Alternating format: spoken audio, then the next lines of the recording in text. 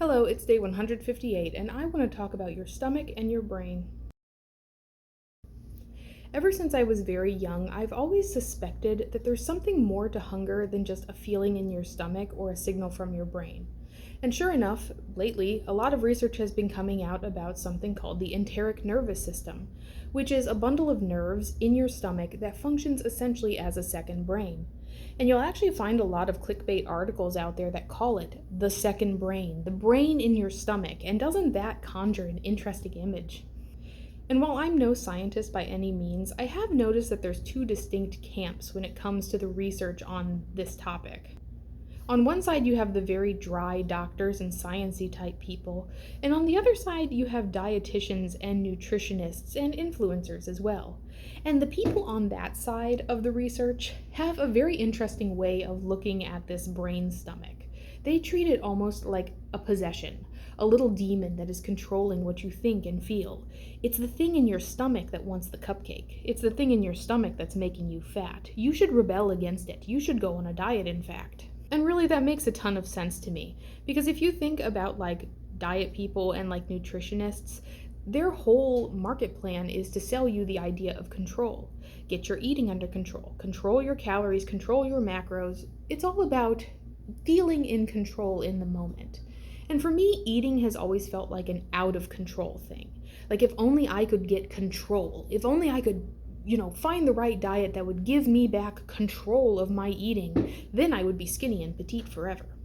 But coming at that research from an intuitive eating standpoint, I almost think that making friends with that little demon in my stomach might be the key to actual real control. Because while diets sell the idea of control, that you're the one in control of your eating, you're actually not really. It's the diet that's in control. Whoever makes the meal plan, whoever tells you what to do or what to eat or how much to eat, that person's in control. You're just a little puppet being puppeted around by them.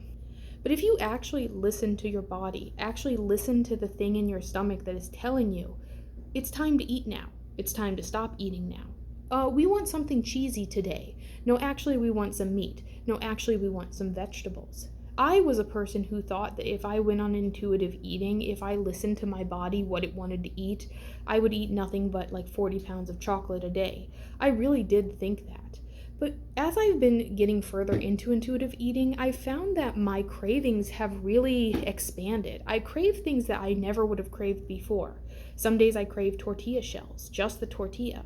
Some days I want avocados, some days I want carrots, and yeah, some days I want chocolate, but it's never as much as I originally thought. And while I'm not losing weight on intuitive eating, mostly because that's not really the point, I have noticed that a lot of times I eat the same amounts I used to eat simply out of a matter of habit, because I'm not listening to that little brain that tells me, done eating now. Like, I'll eat a sandwich this big, right? Because in my mind, that's just one sandwich. One sandwich, no big deal. But if I were actually listening to that little brain, I'd be satisfied with a much smaller portion. I'm trying to get better about that, but it is very difficult to break out of the thought process of, you'll never be able to eat again. You need to eat now. And that's a diet-based mindset. I want to get to the point where I don't have to think so deeply about what I'm eating in a day, where I can just ask the part of me that's hungry, what do you want? And then just give it that. Ask and answer. I think that's the key to real control.